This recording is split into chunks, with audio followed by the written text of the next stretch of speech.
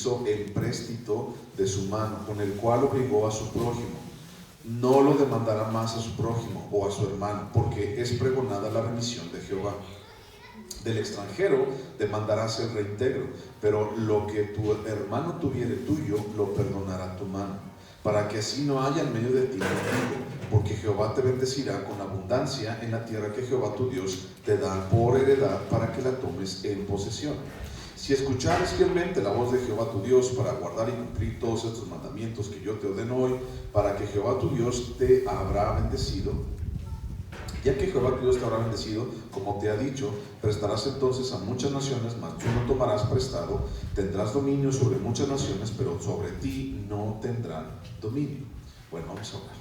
Señor Jesús, tú eres bueno y fiel, y Señor, aquí estamos, Dios, y a tus pies, y queremos escuchar de tu palabra. Queremos escuchar, Señor, de cuán grande eres, Dios, pero también, Señor, buscamos, Padre Santo, que tu palabra, Señor, sea la que nos dirija, la que nos ayude, la que nos quebrante, Señor, la que nos confronte, Padre. Y el día de hoy, Señor, pues no es la excepción. Señor, te pedimos, Padre, que tú hables a nuestro corazón. Gracias, Señor, por estar aquí, y gracias también, Señor, por tu grandeza. Gracias por tu palabra, en el nombre de Cristo Jesús. Amén. Bueno, antes de comenzar, o antes de empezar, ve a 1 Timoteo capítulo 6. 1 Timoteo capítulo 6. Vamos a leer acerca de las posesiones. Como ya te había platicado, ya dejamos de hablar del diezmo, ¿sí? En el capítulo 14, pero todavía seguimos hablando de dinero y de posesiones. Y ahora vamos a hablar un poquito en Deuteronomio capítulo 15. Vamos a hablar de dos circunstancias que tienen que ver con el dinero, con finanzas, pero ya no con respecto al diezmo. Entonces, 1 Timoteo capítulo 6, versículo 6, dice así. Dice, pero gran ganancia es la piedad acompañada de contentamiento, porque nada hemos traído a este mundo, y sin duda nada podremos sacar. Así que teniendo sustento y abrigo, estemos contentos con esto. Porque los que quieren enriquecerse caen en tentación y lazo y en muchas codicias necias y dañosas que hunden a los hombres en destrucción y perdición, porque raíz de todos los males es el amor al dinero, el cual codiciando algunos se extraviaron de la fe y fueron traspasados de muchos dolores. Bueno, fíjate, aquí lo que está diciendo Pablo a Timoteo y también a nosotros es que el asunto de tener dinero no es malo. Porque una de las cosas que mucha gente durante mucho tiempo en la historia ha pensado acerca del cristianismo es que el cristianismo, pues hay que ser pobre, o hay que ser un pobretón para ser cristiano, ¿no? Y así como que cuando dice Jesús, es más fácil que entre un rico, un camello por el ojo de una aguja a que entre un rico en el reino de los cielos, la gente ha llegado a pensar en el asunto de que, bueno, pues entonces está mal tener dinero. Y por eso mucha gente, bueno, esto ha sido sacado de contexto, y mucha gente a lo largo de la historia dice, no, pues yo no quiero estar ahí porque yo tengo mucho dinero, y entonces van a querer que lo venda todo, y van a querer que lo done todo, y van a querer todo. Entonces mucha gente no ha seguido a Dios a lo largo de la historia por causa de esto, por causa de un mal manejo de las finanzas, por causa de una mala idea, una mala idea de cómo manejar sus finanzas delante de Dios. Entonces, este tema que estamos hablando dentro de Deuteronomio capítulo 15 está hablando, dice, bueno, es el año de la remisión. Cada 7 años, ahorita vamos a estudiarlo, cada 7 años, el séptimo año era un año donde se perdonaban las deudas. Y aquí está hablando acerca específicamente de dinero, de préstamos. Cuando dice todo lo que tu hermano por empréstito, dice, eso es un préstamo que le hayas prestado a tu hermano. Entonces seguimos hablando de dinero, pero el asunto, ya te lo he dicho anteriormente, te lo dije hace 8 días, el asunto cuando hablamos 7 domingos seguidos acerca del diezmo, nunca ha sido el tema el dinero, siempre el tema ha sido Dios y cómo es que Dios figura dentro de todo esto. Y dicho sea de paso, bueno, cuando nosotros tenemos problemas, cuando tenemos dificultades, cuando la vida no ha sido como nosotros queremos, y ha habido problemas, ¿qué papel juega Dios dentro de ese asunto en tu vida? Tal vez puedas pensar en la situación más fea o con más problemas y que haya pasado tal vez en este año, tal vez hace 2 años, tal vez hace 10 años, no lo sé, o tal vez el día de hoy, pero ¿qué papel está jugando Dios en medio de todo eso? Eso es algo muy importante, porque si Dios no está jugando el papel que debe de estar, o en el lugar donde debe estar, entonces estamos perdidos. Entonces las cosas pues no van a jalar. Y entonces es lo mismo con el asunto del dinero y de las finanzas y todo este rollo. Entonces estamos hablando capítulo 14, capítulo 15 acerca de las finanzas. Primero pone o habla acerca del diezmo y después habla acerca de los préstamos. Y entonces, ¿quién de nosotros en algún momento no ha pedido prestado? ¿No? Yo creo que todos en algún momento hemos pedido prestado, tal vez. O tal vez en algún momento a nosotros nos han pedido prestado. Bueno, aquí viene un tema que tal vez nos abra los ojos ante muchas cosas. Y vamos a hablar acerca de esto. Bueno, mira, el tema del dinero es lo que estamos platicando. El tema del dinero siempre genera polémica, ¿estás de acuerdo? O sea, siempre hablar de dinero va a generar discusiones. Siempre hablar de dinero va a generar malos entendidos, va a generar peleas, va a generar divisiones, va a generar descontentos. O sea, siempre hablar de dinero, siempre este rollo genera situaciones incómodas en nuestras vidas. Y por ejemplo, tal vez ahorita con la familia, tal vez fuiste a comer, te reuniste con la familia y dijiste, bueno, pues vamos todos a partes iguales, y de repente uno dice, pues yo ya puse las cocas y yo ya puse el paquetaxo, ¿no? Y pues, ¿por qué me pides más? Y si tú comiste y tú tienes más hijos que yo nomás soy yo solo, y a mí, ¿por qué me dices? O sea, siempre el asunto del dinero genera polémicas. Siempre el asunto del dinero genera este asunto de descontento entre las personas. Entonces, Dios nos quiere llamar la atención, o nos quiere guiar, y quiere que nosotros abramos los ojos ante este tema en nuestras vidas. Mira, el interés que este mundo tiene por el dinero y las posesiones es tan grande. O sea, este mundo le interesa tanto el dinero y las posesiones, y ese interés es tan fuerte, indiscutiblemente llega a contagiar al pueblo de Dios. Siempre este rollo del dinero y de las posesiones llega a contagiar al pueblo de Dios. Y cuando el pueblo de Dios debería tener su interés y su atención en otro lugar más importante, nos damos cuenta que muchas veces somos arrastrados por la ambición y somos arrastrados por el pensamiento de que el dinero debe de tener más importancia de lo debido. ¿Ok? Recuerda eso. Como que pensamos que el dinero debe tener más importancia de lo debido. Ahora, yo te dije hace 8 días con respecto al asunto de lo del diezmo, no podemos decir que Dios es un objeto, pero nos sirve para poder explicarlo. ¿Cuál es el objeto de predicar acerca del diezmo? ¿Cuál es el objeto de predicar tanto acerca de esto? El objeto nunca fue el dinero. El objeto nunca fue así como que, es que necesitamos que des más. El objeto nunca fue ese. El objeto fue precisamente poner a Dios en el lugar donde debe ser, donde corresponde, y poner al dinero en el lugar donde corresponde. Ese es el objeto de estudiar el asunto de las finanzas. Ese es el objeto tan grande, tan valioso, tan importante que nosotros tenemos que entender.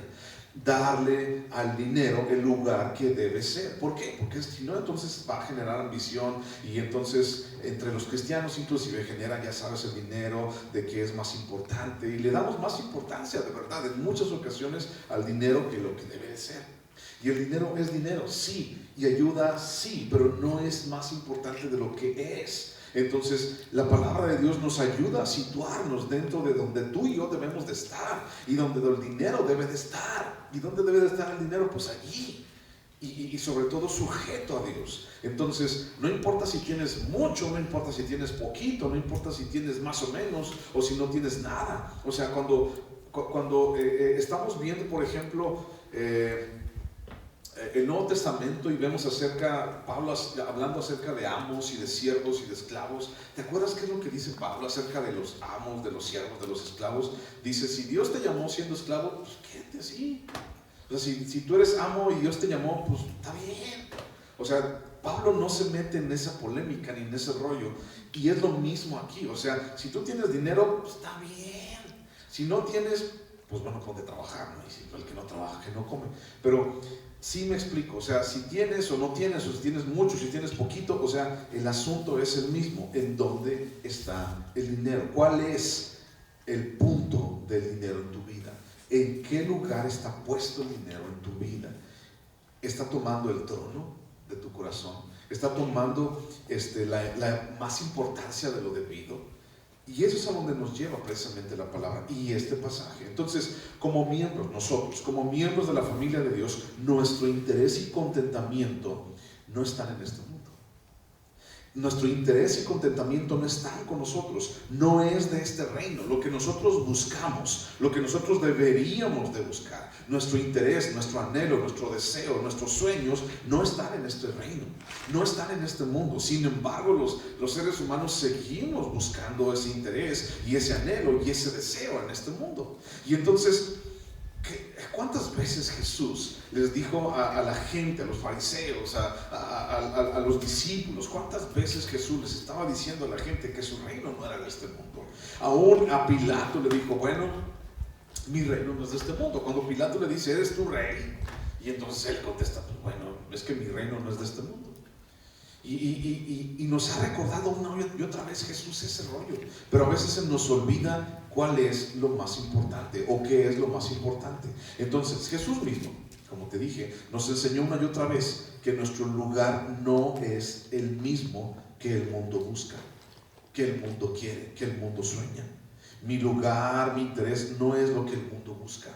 Y entonces el mundo hoy busca empoderamiento, y el mundo hoy busca dinero, y busca trascendencia, y busca entre los jóvenes, busca likes, y busca más vistas, y busca más amigos, y ese asunto, ¿no? Entonces, imagínate, ahí te va. Para los viejitos, nosotros que somos viejitos y tenemos Face, porque los jóvenes ya no entienden, dicen, mi hija dice, eso está para viejitos, papá, el Facebook. En el Facebook tú pones ahí amistades, y por los que son amigos y los que tú aceptas como amigos. Bueno, el Face de la iglesia, tiene 5,000 amigos, y dime tú, ¿cuántos de esos realmente conocemos, no? O sea, nada que ver. O sea, ya le pongo así, alguien me dice que conozco y me dice, oye, acéptame como amigo. Yo le pongo a aceptar amigo y dice, tu lista está llena, ya no puedes aceptar más amigos. Y entonces digo, ¿y a quién voy a borrar? ¿No?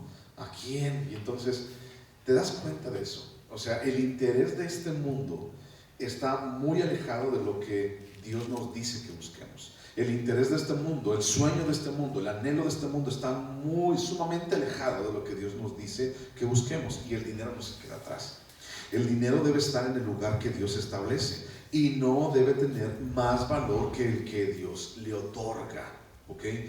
¿Por qué es tan importante? ¿Por qué? Te decía, más de 2,000 versículos que nos hablan acerca de dinero y de posesiones. ¿Por qué es tan importante ese rollo, el dinero dentro de la palabra de Dios? Porque Dios sabe que el dinero nos puede desviar, porque Dios sabe que el dinero nos puede tomar entre sus garras. Dios sabe que nosotros, al darle más importancia al dinero que a Dios, entonces nos puede destruir, nos puede llegar a destruir. Y eso es lo que dice Timoteo. 1 Timoteo 6:6, lo acabamos de leer, y dice, no es malo el dinero, o sea, no es malo eso, o sea, y habla acerca de tener sustento y tener abrigo, y dice, y entonces si tú tienes sustento y abrigo, pues aprende a tener contentamiento. Porque muchos, dice, han querido enriquecerse, muchos en su avaricia han querido tener más, y han querido buscar más, y eso lo único que hace es, pues, llevarlos a la muerte y llevarlos a un camino de amargura, y el final del dinero y del amor al dinero, pues no es algo bueno. Y Dios lo dice una y otra vez, y ahora aquí en Deuteronomio nuevamente lo vuelve a decir. Está como oculto, pero lo vas a identificar ahorita a continuación. Bueno, entonces, el dinero no debe tener más valor que el que Dios le otorga. Sin embargo, en la experiencia que tenemos, aún tenemos mucho que soltar, aún tenemos mucho que aprender con respecto al dinero. O sea, sí, Dios dice que pongamos el dinero en su lugar debido, sí, pero a lo largo de nuestra experiencia, de nuestra vida, nos hemos dado cuenta que tenemos todavía muchas cosas que dejar atrás. Todavía así como que, no, para mí no es importante el dinero, y entonces un día no tienes ni qué comer, y entonces ahí estás reclamándole a Dios, ¿por qué? Si tú eres un hijo de Dios, no tienes para comer, y el día que no tienes para ir al cine, estás reclamándole a Dios, Señor, te reclamo, Señor, en el nombre de Jesús, que me van a llegar 5 entradas al cine. O sea, la gente no hemos soltado y no hemos aprendido al respecto de que, bueno, el dinero tiene que estar en su lugar. Y Dios tiene que estar en el lugar primordial. ¿Te acuerdas de la primera lección que vimos con respecto al asunto del dinero, al respecto al diezmo? Primero lo primero, eso decía. Y entonces muchas personas todavía no tienen a Dios en primero lo primero. O sea, Dios no es primero en sus vidas. Y entonces para mucha gente todavía dice, bueno, es que mira, es que tengo que hacer esto, tengo que trabajar, tengo que ir, tengo que llevar, tengo que atender todo este asunto. Aún estamos, mi hermano, demasiado involucrados, y hablo acerca de la iglesia en general. Aún estamos demasiado involucrados y sumergidos en las prácticas de este mundo. O sea, para la gente, para las personas, es más importante ganar dinero, es más importante tener que ir a los pies de Jesús. Y muchas veces nos hemos dado cuenta de esto, y muchas veces, por ejemplo, en las iglesias, en las reuniones, ¿no? Hay gente que prefiere estar en otro lugar que estar a los pies de Cristo. Y sabemos que sí, pues es que tengo que trabajar para comer. Sí, yo sé que tienes que trabajar para comer.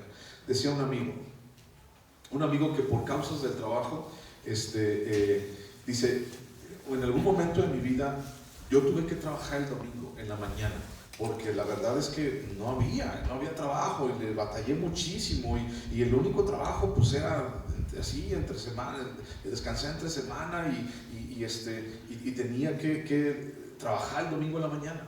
Él decía eso.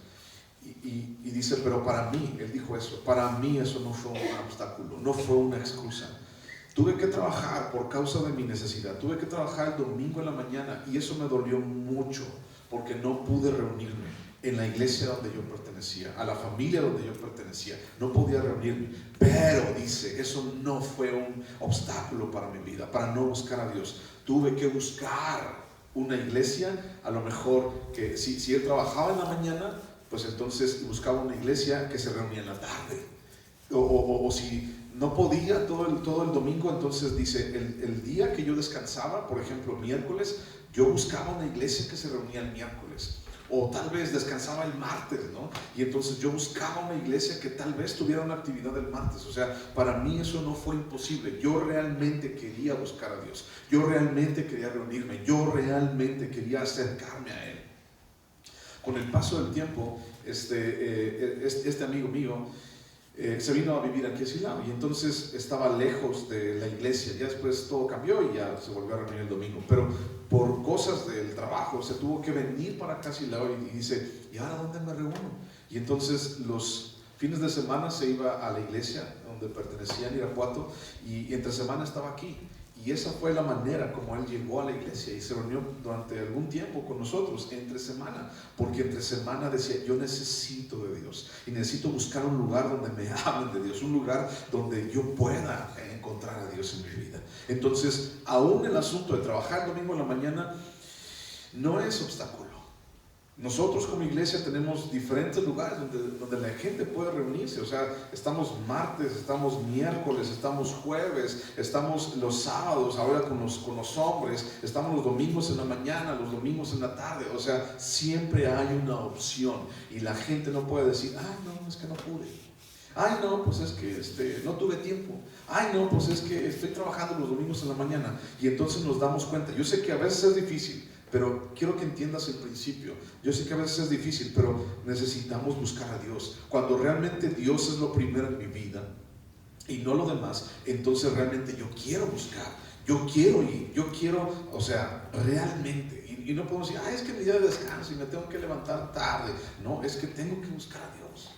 Dios es el único que me bendice. Entonces, estamos tan involucrados, regresando al asunto del dinero, estamos tan involucrados y sumergidos en las prácticas de este mundo, que hemos puesto al dinero por encima de Dios muchas veces. Y Dios lo sabe. Y Dios sabe que batallamos con este rollo del dinero. Y todavía, o sea, tú puedes traer dinero, y hablo de mí, podemos traer dinero en la bolsa y no pasa nada, ¿no? no hay preocupación absolutamente en nada, porque sabemos que los días están cubiertos, la comida está cubierta, la renta ya la pagué, ya pagué la gasolina, ya estoy cubierto, y lo que traigo en la bolsa es sobrante, por así decirlo. Ya di el diezmo, y entonces es sobrante y estoy tranquilo y estoy en paz. Pero el día que no traes nada, ese día truena tu vida. Ese día truena, y entonces nos damos cuenta de que estamos todavía involucrados, sumergidos en las prácticas de este mundo. Todavía no le damos al dinero el lugar que debe tener bajo la voluntad de Dios. Y todos pasamos por allí. Yo paso por allí también. Todos tenemos ese problema. Dios lo sabe. Y es allí precisamente donde se desprende esta enseñanza. La enseñanza de Deuteronomio acerca del dinero. Es de allí donde se desprende esto que estamos viendo el día de hoy. Busca por favor Juan capítulo 17, versículo 13. Por favor. Juan capítulo 17, versículo 13. Juan 17, 13. Es la oración de Jesús en el huerto de Getsemaní. Juan 17, 13 dice: pero ahora, dice Jesús, voy a ti y hablo esto en el mundo para que tengan mi gozo cumplido en sí mismos. Yo les he dado tu palabra y el mundo los aborreció porque no son del mundo, como tampoco yo soy del mundo. Versículo 15. No ruego que los quites del mundo, sino que los guardes del mal. No son del mundo, como tampoco yo soy del mundo. Y el 17 remata diciendo: santifícalos en tu verdad, tu palabra es verdad. Entonces dice: no son del mundo, Señor. O sea, está hablando de nosotros, está hablando de ti y de mí. Y Dios sabe que tú y yo íbamos a batallar con este asunto del dinero. Y Dios lo sabe, y es ahí donde Dios dice, bueno, Jesús dice, bueno, no son del mundo, no hacen las cosas del mundo, no deben de buscar las cosas del mundo, Señor, pero dice en el 17, santifícalos en tu verdad. ¿Qué significa santo? Santificado significa apartado. Entonces dice, apártalos conforme a tu verdad, en tu verdad apártalos del mundo. ¿Por qué? Porque estamos todavía demasiado involucrados y demasiado sumergidos en las prácticas de este mundo. Entonces, ¿cómo nos damos cuenta de esto? Mira, versículo 1 y 2 de Deuteronomio capítulo 15. Versículo 1 y 2, Deuteronomio capítulo 15, dice: cada 7 años hará remisión. ¿Qué significa la palabra remisión? La palabra remisión significa regresar o perdonar, ¿ok? Cada 7 años perdonarás, dice. ¿Qué perdonarás? Dice versículo 2, y esta es la manera de la remisión o del perdón de la deuda. Dice: perdonará a su deudor todo aquel que hizo empréstito de su mano con el cual obligó a su prójimo. No lo demandará más a su prójimo o a su hermano, porque es pregonada la remisión de Jehová. Cada 7 años Dios había puesto como una regla, como una ley, que cada 7 años la gente hiciera remisión de las deudas. Y aquí está hablando específicamente acerca del dinero. Harás remisión de las deudas. Bueno, el asunto de prestar o de pedir prestado es algo de nuestras vidas. O sea, así como que ahorita vamos a ver un versículo que habla acerca de prestar y de pedir prestado, pero este asunto es parte de nuestras vidas. Como te decía hace un momento, o sea, ¿quién no ha pedido prestado, no? Alguna vez, ¿no? Hasta, comadre, préstame un jitomate, o comadre, o 3 huevos, préstamelos, después te los regreso. No importa, lléveselos, ¿no? Siempre hemos pedido algo prestado, y nosotros también en algún momento hemos llegado a prestar. Entonces, cada 7 años, específicamente con este asunto del dinero, dice: harás remisión, o en otras palabras, perdonarás la deuda. Y esta, dice, es la forma. No solamente dice la perdona, sino dice, esta es la forma. Perdonarás a tu deudor, dice, todo préstamo. Ahí dice empréstito. Todo préstamo, es lo mismo. Todo préstamo. Y fíjate cómo dice. Ok, esto es un versículo para que lo subrayes, porque ahorita vamos a ver otro versículo que vamos a enlazar. Este versículo subraya, lo dice: le perdonarás todo empréstito, todo préstamo, y termina diciendo: y no lo demandarás más de mano de tu hermano. Ok, cada 7 años le vas a perdonar la deuda, y por si fuera poco, ya nunca te vas a acordar de esa deuda. Esto es algo muy interesante, porque no solamente habla de dinero, sino en el ámbito espiritual habla acerca de algo mucho más importante, que es nuestra propia vida. Y entonces, hablando de nuestra propia vida, ¿a quién de nosotros no nos conviene, por ejemplo, el asunto de que Dios nos haya perdonado nuestros pecados, pasados, presentes y futuros? Y no solamente eso, sino que también ya no se acuerda de ellos. Ahorita vamos a ver un versículo de esto, ¿no? Entonces nos conviene, y nos conviene demasiado, o sea, nos conviene eternamente. O sea, esto es lo que nos ha dado vida, lo que nos ha dado la salvación, lo que nos ha dado un motivo, el motivo de Dios para seguir adelante. Entonces Él nos perdona, y dice en el versículo 2: perdonarás a tu deudor todo préstamo y no lo demandarás más. A través de Moisés, Dios está enseñando y está advirtiendo acerca de las posesiones.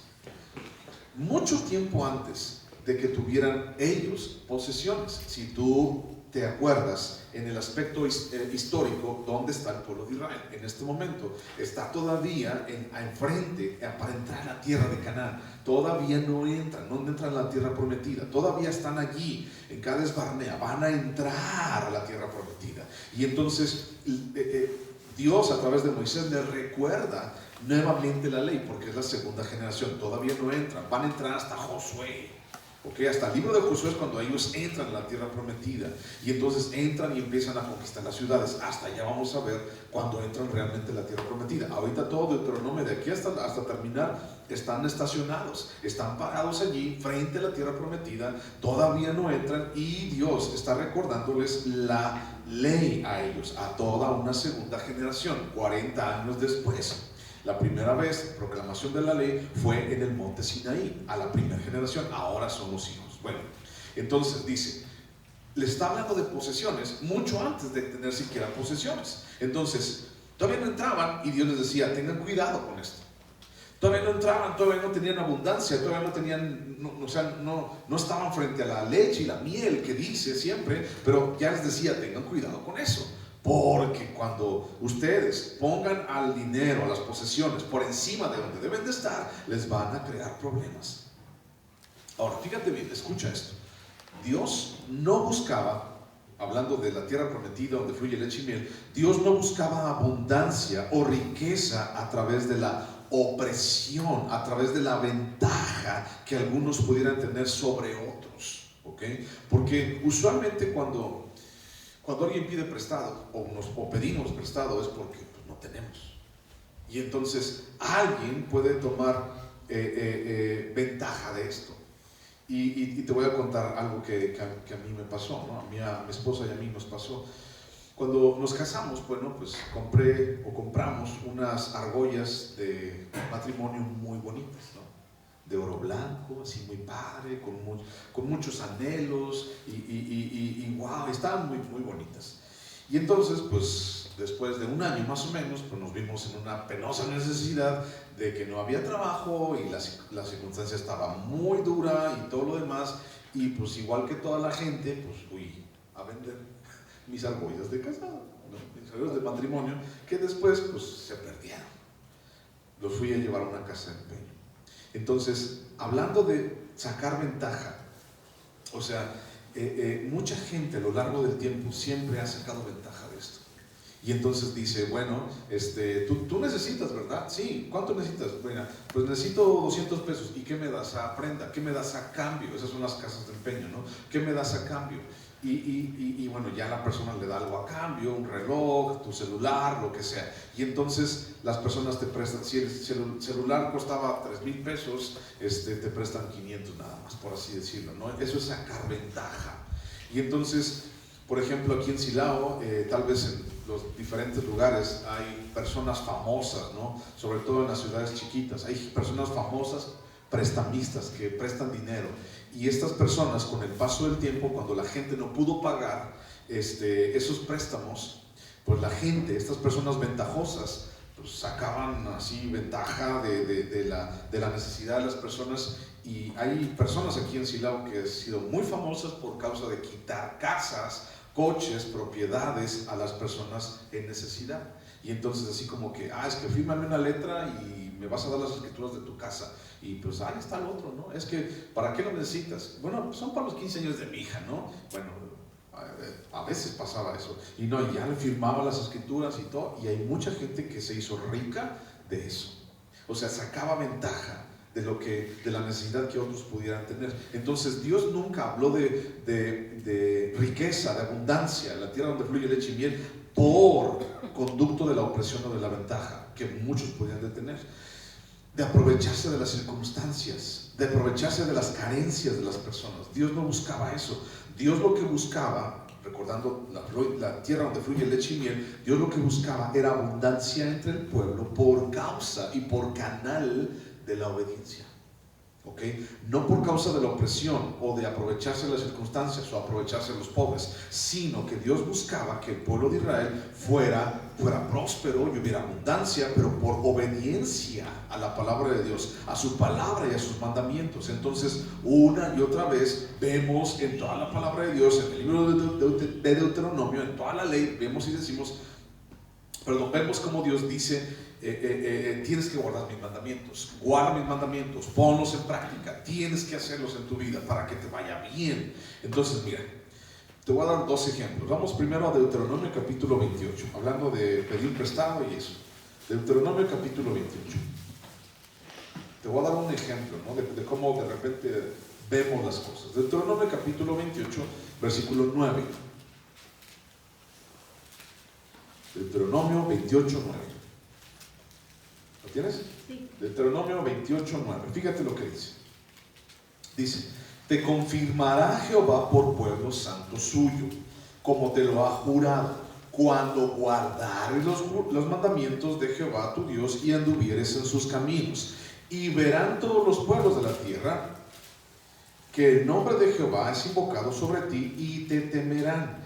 Y te hará Jehová sobreabundar en bienes, en el fruto de tu vientre, en el fruto de tu bestia, en el fruto de tu tierra, en el país que Jehová juró a tus padres que te había de dar. Te abrirá Jehová su buen tesoro, el cielo, para enviar la lluvia a tu tierra en su tiempo, y para bendecir toda obra de tus manos.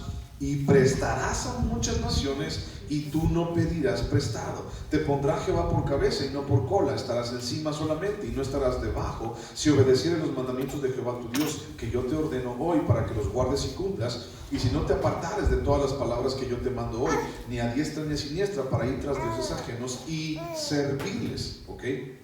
Fíjate bien lo que dice. Este es un pasaje que habla acerca de prestar, o de dar prestado, o de pedir prestado. Y entonces dice Dios: yo te voy a dar abundancia, yo voy a estar contigo. Y dice: y tú prestarás a las naciones, y tú no pedirás prestado. Entonces, realmente cuando leemos este pasaje, leemos este versículo, realmente decimos: pues no somos de arrebatar, pero Señor, sí, échamelo para mí. Señor, yo no quiero andar pidiendo prestado, porque sabemos que el pedir prestado significa en muchos casos pobreza, significa en muchos casos escasez. Entonces decimos: Señor, yo no quiero pedir prestado.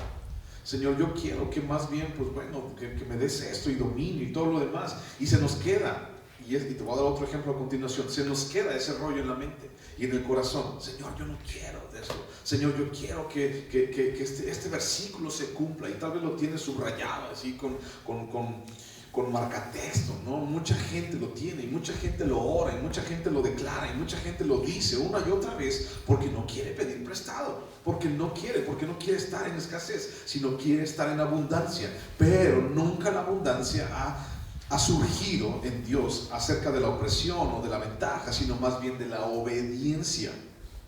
Y eso es lo que Dios nos busca, eso es lo que Dios quiere en nosotros. Ahora busca ahí Josué capítulo 1, está adelantito. Josué capítulo 1, un pasaje bien famoso. Josué capítulo 1, versículos 7 y 8. Y dice así: solamente esfuérzate y sé muy valiente para cuidar de hacer conforme a toda la ley que mi siervo Moisés te mandó. No te apartes de ella ni a diestra ni a siniestra, para que seas prosperado en todas las cosas que emprendas. Nunca se apartará de tu boca este libro de la ley, sino que de día y de noche meditarás en él, para que guardes y hagas conforme a todo lo que en él está escrito, porque entonces harás prosperar tu camino y todo te saldrá bien. Estos pasajes son pasajes sándwich. ¿Cómo son esos pasajes sándwich? Fíjate, en la tapa, si ya te diste cuenta en Deuteronomio y Josué, en la tapa está: guarda la ley, quiero que guardes los mandamientos, quiero que guardes las cosas que Jehová tu Dios te está mandando. Y luego en medio viene: y Dios te hará prosperar tu camino, y Dios te dará para que tú prestes y tú no pidas prestado. Y luego en la tapa de abajo dice otra vez: guarda los mandamientos que Dios te da. Guarda lo que Dios te está diciendo que hagas. Es como un sándwich. Y entonces, de repente, si tuviste hijos chiquitos o tenías hijos chiquitos, de repente no se comen las tapas. Y la tapa se echa para afuera y nada más se come lo de adentro. Y tú dices, cómete el pan para que llenes. No me gusta, que no sé qué. Y entonces se comen nada más lo de adentro. Eso ha llegado a pasar. Y así pasa también como hijos de Dios. De repente olvidamos la tapa de arriba, olvidamos la tapa de abajo y solamente nos comemos lo del medio. Y entonces Josué, ese versículo es muy famoso y dice, y todo te saldrá bien. Esfuérzate y sé valiente y todo te saldrá bien y harás prosperar tu camino. Y en Deuteronomio, y tú prestarás y no pedirás prestado. Sí, mucha gente se acuerda de estos pasajes por esto específicamente. Pero la gente no se acuerda de estos pasajes cuando dice, y guarda mis mandamientos y no te apartes de ellos ni a diestra ni a siniestra. Guarda lo que te he dicho. No se acuerdan de eso. Entonces, ahora, Dios buscaba abundancia entre el pueblo por causa de la obediencia a su palabra. No nada más así como que, ya, pues venga a nosotros tu reino, Señor, y danos, sino por obedecer la palabra. Entonces allí Josué dice, todo te saldrá bien, serás prosperado, tendrás abundancia. Y qué bueno, qué bien se oye eso, ¿no? Pero nos hemos equivocado al desviarnos de la fuente de donde proviene todo eso. ¿Qué? La abundancia. Nos hemos equivocado al desviarnos. ¿De dónde proviene la abundancia? Proviene de la obediencia a la palabra. Y entonces, regresando al asunto del préstamo, de la remisión, cada 7 años las deudas eran perdonadas. O sea, todos los que eran del pueblo de Israel tenían que perdonar lo que la gente les debía, lo que habían tomado prestado. La gente tenía que perdonar. Era parte de la ley. O sea, imagínate que alguien pedía prestado, por ejemplo, no sé, tantos mil pesos, ¿no? Y de repente no podía pagarlos en 10 años, no sé. Y entonces, al cabo de 6 años, al séptimo, ¡pum!, entraba el año de la remisión. Y entonces, en ese año de la remisión, te perdonó todo. Ya no me debes absolutamente nada. Quiero enfatizar esto de que nos hemos equivocado al desviarnos de la fuente, ¿ok? Cada 7 años las deudas serán perdonadas, pero no hay, fíjate bien, evidencia en la palabra de Dios de que el pueblo de Israel, de que los israelitas, de que los hebreos hayan hecho estas prácticas en la historia, en su vida. ¿Ok? Es ley. Y entonces si tú has visto, alguna vez platicaste o te diste cuenta o estudiaste el asunto de los judíos, por ejemplo, ellos traen su vestimenta y es alusiva a la palabra de Dios y traen nuditos así, y cada uno de esos nuditos es uno de los mandamientos de la ley, y entonces tienen una gorrita aquí arriba, ¿te acuerdas? Se llama kipa, y entonces esa gorrita significa que Dios está por encima de la voluntad de ellos y de su pensamiento. Entonces, sí lo dicen, sí lo proclaman, sí lo promueven. Igual nosotros, ¿no? Andamos trayendo la Biblia abajo en las manos, pero sí lo promueve, la gente lo promueve, pero no lo hace. Y entonces era parte de la ley. Entonces, bueno, parte de la ley era que hicieras esto. Y sí, lo tienes que hacer. Y religiosamente lo tengo que hacer. Sí, pero religiosamente también tienes que hacer esto de cada 7 años, tienes que perdonar las deudas. Y entonces no hay en la palabra de Dios, no hay, hermano, evidencia de que lo hayan hecho. No hay. Aún todavía no estaban en la tierra prometida, pero no hay evidencia dentro del pueblo de Israel que hayan hecho esto de los años sabáticos. Hay gente que dice que es un año sabático porque se perdonaba, se descansaba la tierra, ¿no? Pero también hay otra práctica que no está registrada, y esa es la práctica de los años del jubileo. ¿Has escuchado eso alguna vez? Ya lo estudiamos una vez aquí nosotros. Y entonces, cuando hablamos en Levítico, cuando hablamos acerca del jubileo, Levítico 25, habla acerca del año del jubileo, y habla acerca de que cuando se vende la tierra en propiedad, cada año de jubileo, cada 50 años, o sea, 7 por 7, 49, y entonces el año 50 era el año del jubileo. Y entonces ese año del jubileo se regresaban las tierras a sus dueños originales, a la familia original, a la tribu original, en la cual se hizo la repartición desde Josué. Entonces, ese año del jubileo, aunque la gente vendía sus tierras porque se quedaba pobre porque pasaba algo. Aunque la gente vendía sus tierras, después del año de jubileo se le regresaban esas tierras. Pero tampoco hay ninguna evidencia en la palabra de Dios de que las personas hayan practicado el año del jubileo. No hay evidencia de esto, ni del año de remisión ni del año del jubileo. Nadie hacía eso. Lo que sí hay evidencia es que hacía totalmente todo lo contrario. Y entonces, a ver, busca en Mateo capítulo 6. Mateo capítulo 6. Vas a encontrar el Padre Nuestro, ¿ok? Mateo capítulo 6 y vamos a leer el versículo 12. Mateo capítulo 6, versículo 12, mientras lo encuentras. ¿Contra quién en estos pasajes, exactamente acerca del ayuno, de la oración y de las ofrendas, contra quién está hablando Jesús? Está hablando contra los fariseos y contra la hipocresía de la religión. ¿Te has dado cuenta de eso? Y dice, tú cuando ores, no ores en medio de las plazas y toques mariachi para que todos te vean. Tú cuando des ofrenda o des limosna, dice, no hagas tocar trompeta para que todos vean que tú estás dando a los mendigos. Cuando tú ayunes, no demudes tu rostro. Está hablando acerca de esto, porque los que hacían este asunto eran muy religiosos. Y entonces dice allí repetidamente, conforme a los hipócritas. Bueno, Mateo capítulo 6, versículo 12. Y dice, es parte del Padre Nuestro. Dice, y perdónanos nuestras deudas, como también nosotros perdonamos a nuestros deudores. ¿Sí dice así en tu Biblia? Sí. Perdona nuestras deudas, como también nosotros perdonamos a nuestros deudores. En otra versión, perdona nuestras ofensas, como nosotros perdonamos a los que nos ofenden. ¿Ok? Sin embargo, es interesante cómo esta práctica de no perdonar a mi deudor se traspasó hasta el Nuevo Testamento.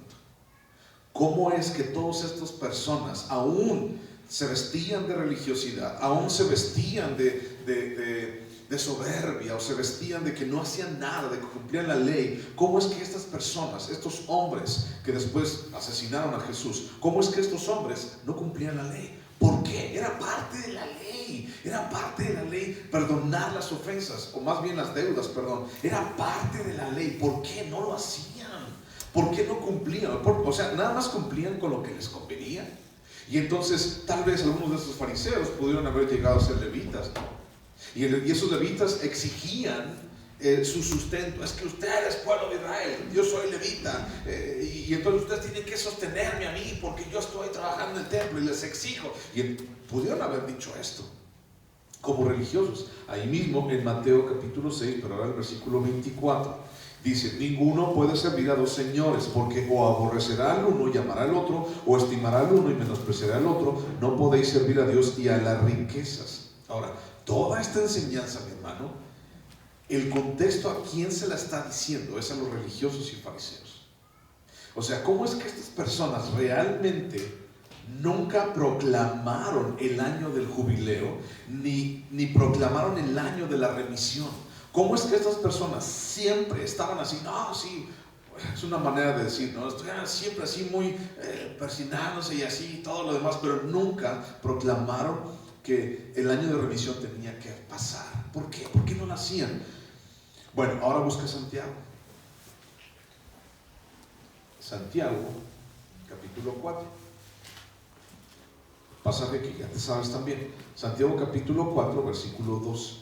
Y dice así, codiciáis y no tenéis, matáis y ardéis de envidia y no podéis alcanzar, combatís y lucháis, pero no tenéis lo que deseáis, porque no pedís. Pedís y no recibís, porque pedís mal para gastar en vuestros deleites.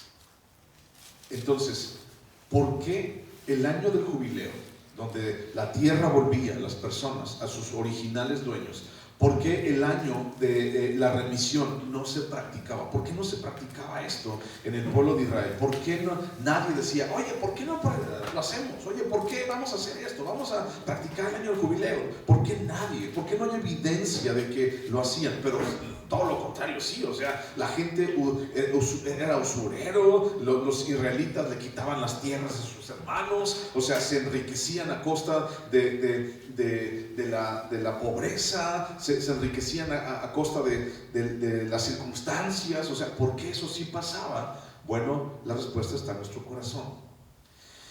Nuestro enfoque a las finanzas siempre ha estado mal. Buscamos abundancia en las finanzas, fíjate bien, buscamos abundancia en las finanzas y no buscamos abundancia en obedecer lo que Dios dice de ellas. Repito, buscamos abundancia en las finanzas y si tengo tanto dinero, lo voy a meter al banco para que me retribuya, para que me dé más dinero.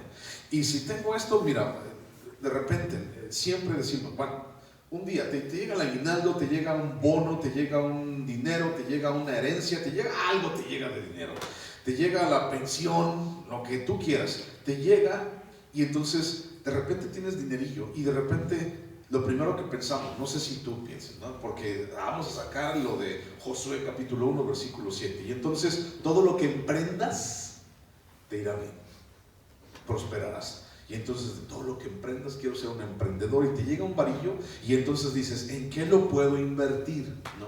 ¿En qué lo puedo? Bueno, es que mira, vamos a comprar tenis, vamos vamos al DF, vamos a Tepito y nos traemos un bonche de tenis y los vendemos aquí al doble. O vamos a San Pancho, ¿no? Y traemos tenis y sombreros y los revendemos aquí. Siempre buscamos, el ser humano, abundancia conforme a las riquezas, pero siempre ha estado mal. Buscamos abundancia en las finanzas, pero no en obedecer lo que Dios dice de las finanzas. ¿Y qué es lo que Dios dice de las finanzas? Bueno, ya lo vimos en el capítulo 14. Tienes que diezmar, tienes que poner a Dios primero.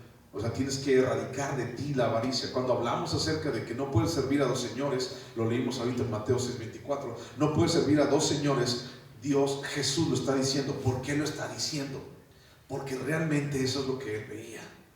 O sea, si te das cuenta, todas las enseñanzas de Jesús no es así como que deja tu celular, porque tu celular te va a llevar a la muerte. O sea, no vas a encontrar esa enseñanza de Jesús. ¿Por qué? Porque en ese momento no existía.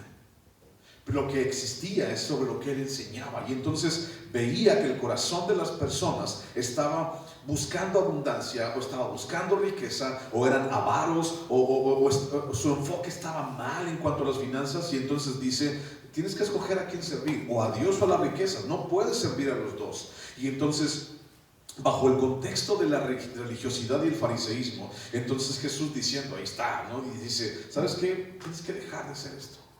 Tienes que dejar de amar el dinero, tienes que empezar a obedecer a Dios. Busca a Dios y que Dios sea lo más importante en tu vida y haz con tus finanzas lo que Dios dice que tienes que hacer con ellas. Otros, en cuanto al año de remisión, entendieron, ya sabes, no hay evidencia del año de remisión que la gente lo haya practicado, ni el año de jubileo, pero fíjate, otros conforme a las finanzas, conforme al año de remisión, entendieron lo siguiente. A ver, vamos a darle prestado a alguien, ¿ok? Y entonces se van a cumplir los 6 años de su préstamo, ¿de acuerdo? Y me pidió prestado y durante los 6 años me ha estado pidiendo prestado o me ha estado pagando. O me pidió 6 años, 1, 2, 3, 4, 5, 6. Me pidió en el año 6, cuando se empezaba el año 6, me pidió dinero prestado y bueno, se va a llegar al año 7. Y entonces el año 7 es el año de remisión. ¿Y sabes cómo le entendieron muchos? Que el año de remisión, o sea el año 7, mira, en el año 7 la ley nos manda a que no me pagues. Pero en el año 8, el que sigue, ahí me vas a volver a pagar. Porque te presté y te presté mucho. Nada de que, ay, ya todo fue perdonado. Ay, sí, tú mira, chuchis, qué bonito. Ay, sí, ya te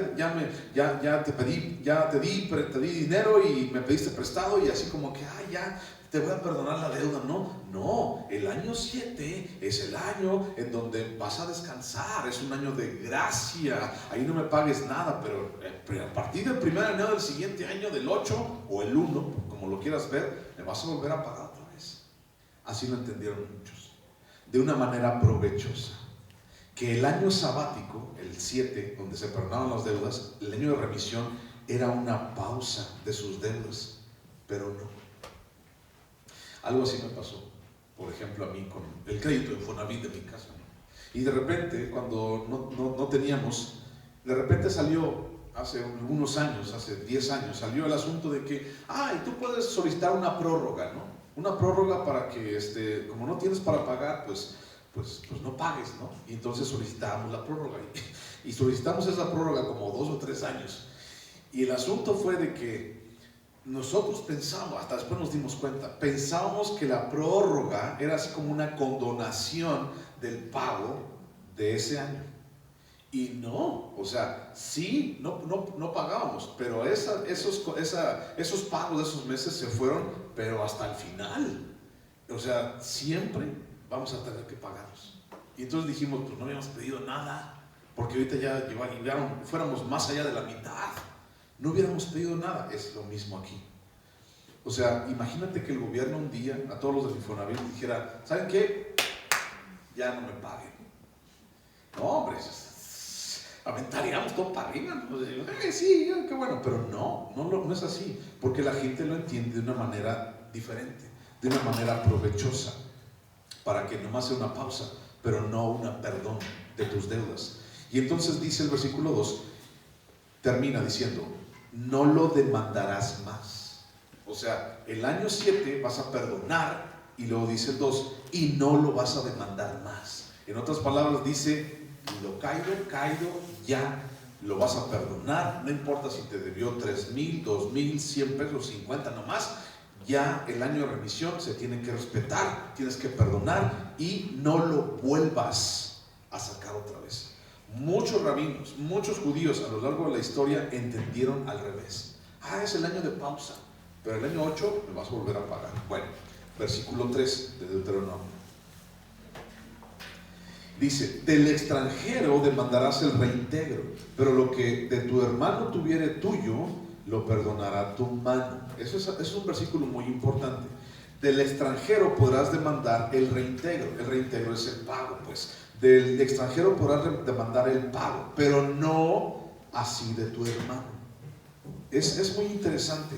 O sea, el extranjero, a ese sí le podías cobrar intereses, pero a los que eran de tu pueblo, del pueblo de Israel, a él no le podías cobrar intereses. A él no le podías, a él sí tenías que respetarle y perdonarle la deuda. Pero el asunto era, la diferencia era en pertenecer al pueblo de Dios o no pertenecer al pueblo de Dios. Si tú pertenecías al pueblo de Dios, eras familia de Israel, familia del pueblo de Dios, y entonces te perdonaban tus deudas. Si tú eras extranjero, no hombre, sí te cobraban. Y te cobraban, aunque fuera el año de remisión, el año 7, te cobraban. ¿Por qué? Pues porque eras extranjero. Entonces, ¿qué les convenía a los extranjeros hacer para que se les perdonara sus deudas en algún momento dado? Pues hacerse israelitas.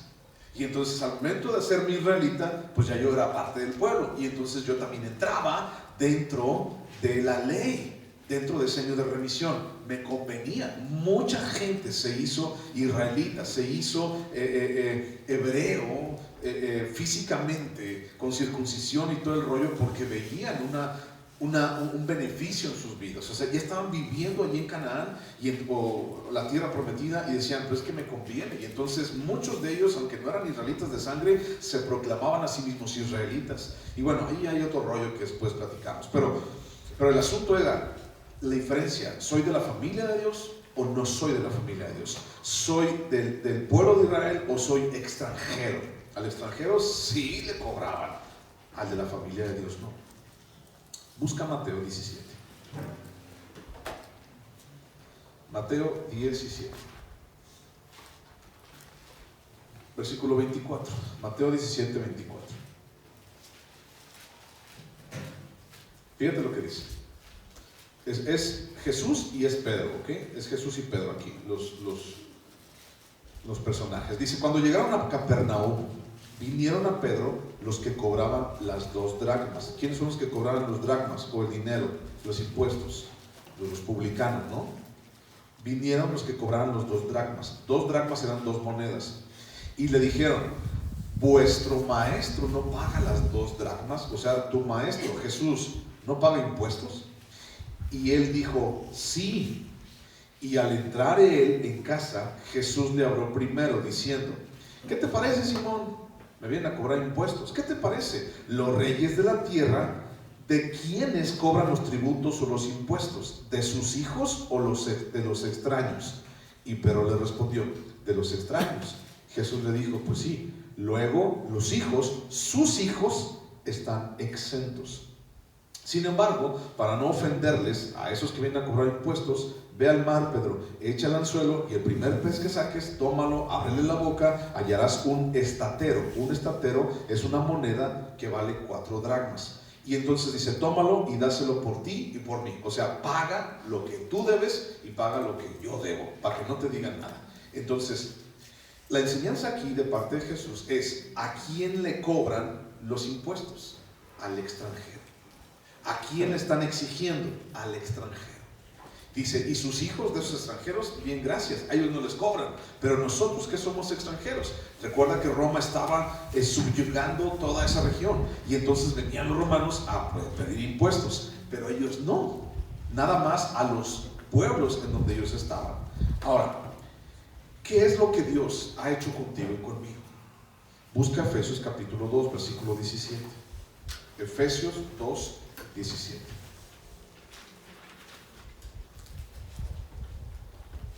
Efesios 2, 17. ¿Tienes? Efesios 2, 17. Dice, y vino y anunció las buenas nuevas de paz a vosotros que estabais lejos y a los que estaban cerca, porque por medio de Él, o sea de Jesús, los unos y los otros tenemos entrada por un mismo Espíritu al Padre. Así que ya no sois, ¿qué dice ahí?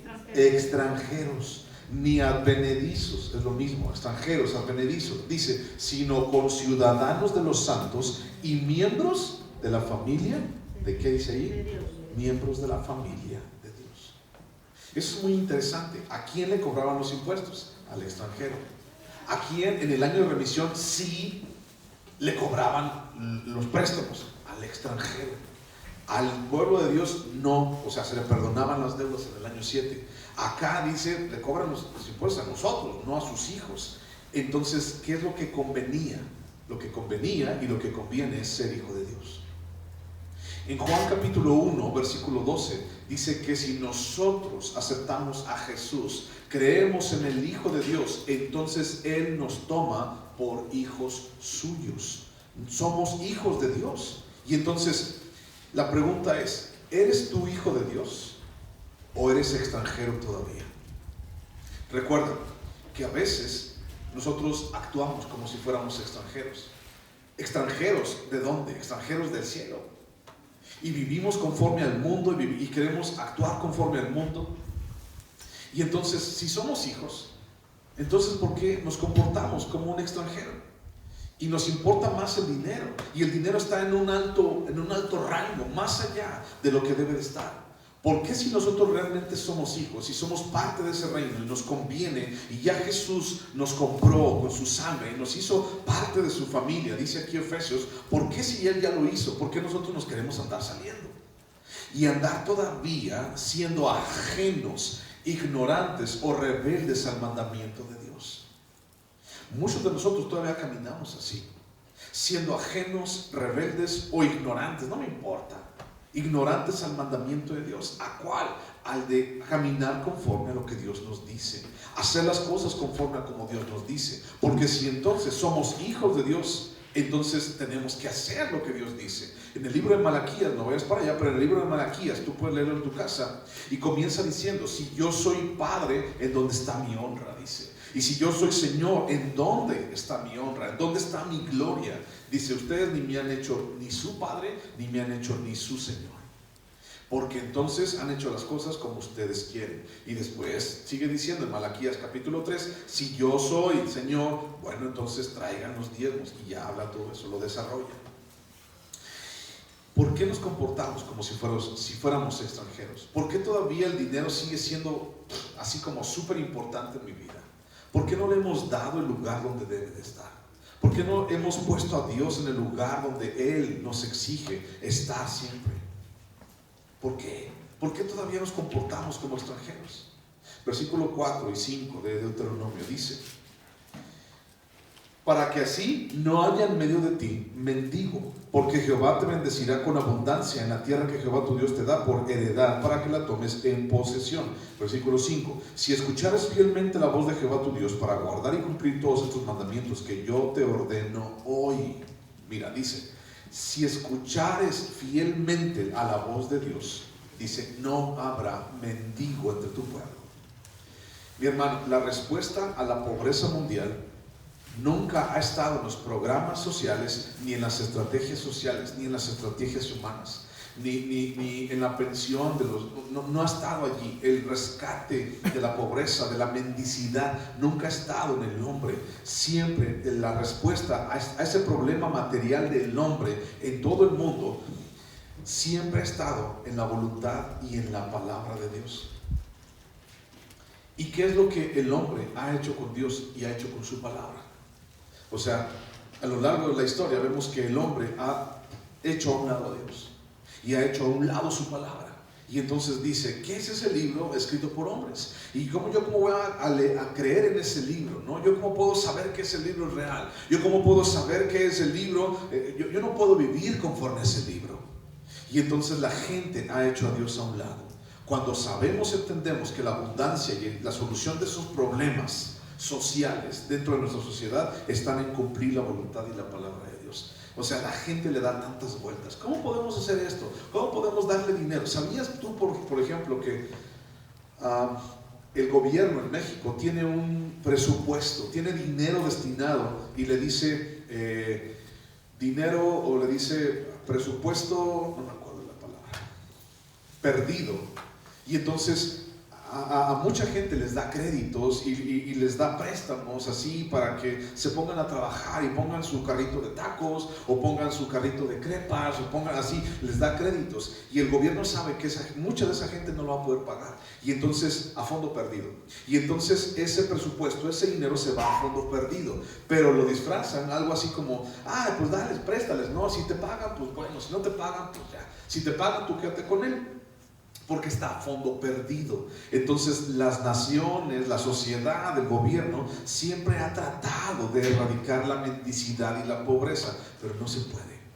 Cada vez hay más gente con pobreza, cada vez hay más gente con necesidad, y el gobierno no va a poder. Todo este rollo, qué bueno que nuestros abuelitos, nuestros papás y todo ese asunto tengan pensión el día de hoy, todo este asunto, y qué bonito y todo, y ya te inscribiste a la tarjeta rosa y ya para que te dieran despensa y todo ese rollo, qué bueno, qué bonito, pero esto no va a durar para siempre.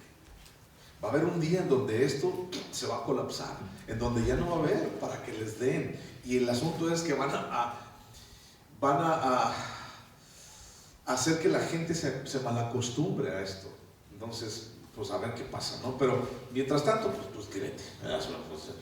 Pero no es la solución. Siempre la solución ha estado en la palabra de Dios y en hacer la voluntad de Dios. El hombre busca en sí mismo una respuesta que no va a encontrar. El hombre busca en sí mismo una respuesta que no va a encontrar. Versículo 6 y último. Y dice, ya que Jehová tu Dios te habrá bendecido, como te ha dicho, prestarás entonces a muchas naciones, mas tú no tomarás prestado. Tendrás dominio sobre muchas naciones, pero sobre ti no tendrán dominio. Y dice ahí, cuando hayas escuchado fielmente, y fielmente significa haber hecho la palabra de Dios, cuando hayas escuchado fielmente la voluntad de Dios, Dios te dará abundancia y dominio. Y lo vemos allí, y lo vemos bien clarito. Mira, la atención al año de remisión es un tipo del evangelio. O sea, está hablándonos acerca del evangelio. La atención, el hacer el año de remisión es un tipo que nos lleva a recordarnos cómo es el evangelio y en donde nuestras deudas en ese evangelio son pagadas. Las deudas son saldadas, las deudas son olvidadas y borradas. ¿Para cuándo? Nada más en el año de remisión. El evangelio te dice que solamente Dios te perdona por un cierto periodo de tiempo. No, la palabra de Dios dice que Dios te perdona para siempre. Y eso es lo que tenemos, eso es nuestra respuesta. Y por eso el año de remisión no puede ser tomado como un año de pausa. Nomás en este año no me pagas. No, puede ser debe ser tomado como el año donde todo se perdona. Esas deudas se perdonan. Vamos a buscar unos pasajes para terminar. Isaías capítulo 58. Isaías capítulo 58. Versículo 6 dice: ¿no es más bien el ayuno que yo escogí, desatar las ligaduras de impiedad, soltar las cargas de opresión y dejar ir libres a los quebrantados y que rompáis todo yugo.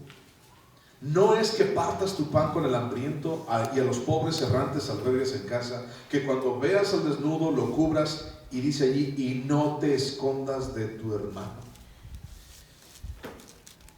¿Alguna vez has debido algo? ¿Y alguna vez te has escondido de alguien? ¿Alguna vez te has escondido de alguien porque le debes? Y fíjate lo que dice aquí este pasaje. Dice, para que desates las ligaduras de opresión y para que proclames libertad. Y sí, está hablando de libertad espiritual. Y sí, está hablando de libertad del pecado. Sí, eso es obvio. Pero hablando de deudas, ¿cuántas veces nos hemos escondido por no pagarle a alguien? Porque no tenemos. ¿Cuántas veces lo hemos hecho? ¿Y cuántas veces ese año de remisión pudo haberse hecho en la tierra de Israel y no se hizo? ¿Y cuántas veces esa deuda lo único que hace a contigo es ahorcarte? Hablando de deudas financieras, ¿no? ¿Cuántas veces te ha ahorcado? Parece como un yugo y sientes que no puedes y pagas y nomás no baja y no baja y no baja y no baja. ¿Cuántas veces te ha pasado eso? Hablando de dinero. Pero al mismo tiempo está hablando de nuestro corazón y del Evangelio. Ahora busca Miqueas. Miqueas.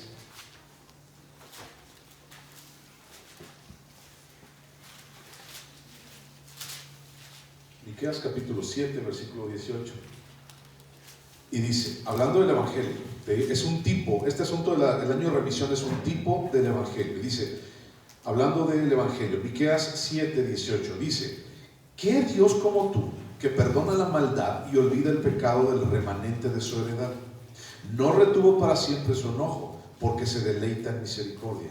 Él volverá a tener misericordia de nosotros, sepultará nuestras iniquidades y echará en lo profundo del mar todos nuestros pecados. ¿Qué era el año de remisión? El año de remisión era olvídalo. Olvida las deudas.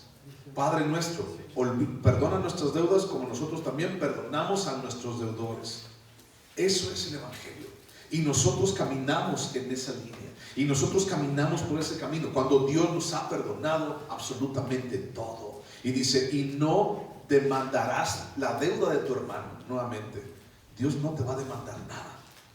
Puedes darle gracias a Dios por eso. Dios ya te perdonó. Dios no te va a volver a demandar eso que ya te perdonó. No es un año de remisión acomodado a mi contentillo. Así como, no, una pausa, después me vuelves a pagar. No, es ya se olvidó. Es ya se terminó. No más. Y me conviene. Porque los pecados que Dios me ha perdonado, si te platicara. Pero así como yo también tú.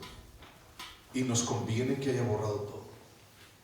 Y en Hebreos capítulo 9, versículo 22 dice, sin derramamiento de sangre no hay remisión de pecados. El año de remisión se perdonaban los pecados. Sin derramamiento de sangre no hay remisión. Esto significa que para que algo pudiera ser pagado, alguien tenía que morir. En el griego, cuando Jesús está en la cruz y dice consumado es, en el griego la palabra es tetelestai.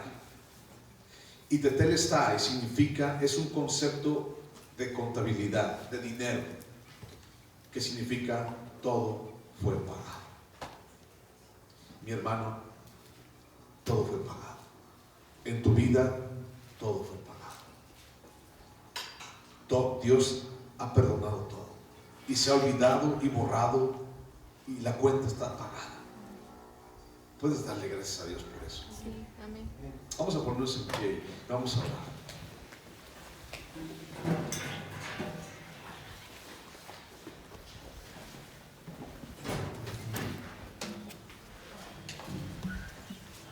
Señor Jesús, gracias.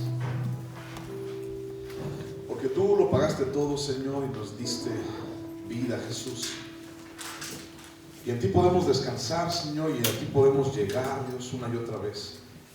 Señor, este asunto, Señor, este tema del año de remisión nos recuerda, Señor, cuán bueno has sido tú con nosotros. Y nos recuerda, Señor, que tú toda transgresión lo borraste, Señor. Y nos recuerda, Señor, que tú nos has perdonado. Señor, y así, Padre Santo, también como tú nos has perdonado, enséñanos, ayúdanos, fortalécenos, Dios, a perdonar a aquellos que también, Señor, nos han ofendido. Gracias, Señor, porque estás con nosotros. Y gracias, Dios, porque nos perdonaste.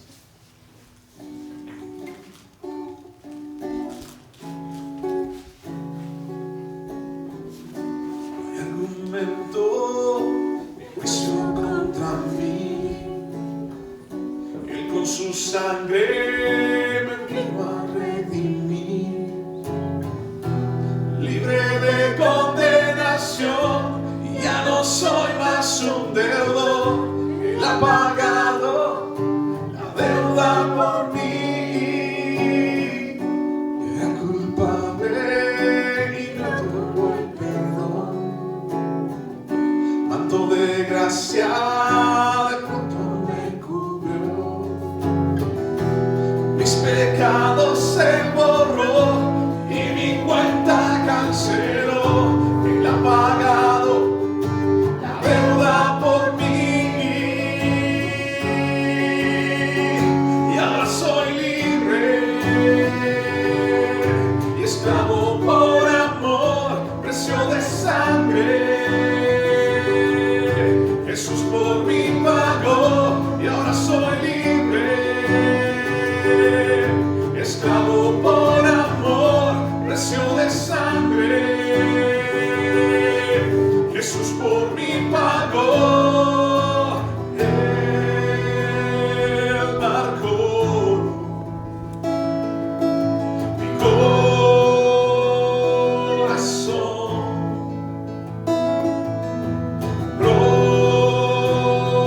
Propiedad. Soy del Señor.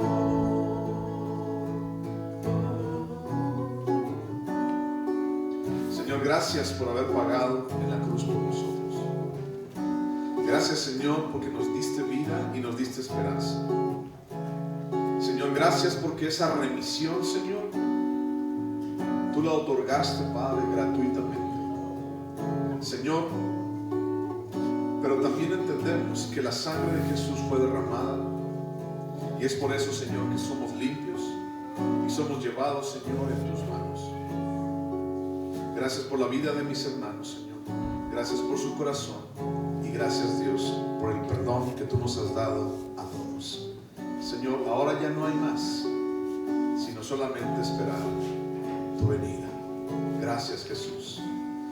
Señor, te pido por mis hermanos, Dios. Te pido, Padre, por este año que termina, Señor. Tal vez hay reuniones todavía, Señor, que ir. Y bendícelos, cuídalos, Dios. Y a los que están fuera, Padre, también cuídalos, Padre, y tráelos con bien nuevamente a casa. Señor, confiamos en que tú eres bueno. Confiamos, Señor, en que tú harás. Señor, ponemos este año que viene, Señor, en tus manos, para que tu nombre sea exaltado y para que tu nombre, Señor, sea adorado entre nosotros. Gracias en el nombre de Jesús, Señor. Amén. Muchísimas gracias por estar aquí. Gracias, un abrazo para todos. Que Dios te guarde, te bendiga y te sustente cada día. Feliz año para todos. Que se la pasen muy bonito en su familia. Si vas a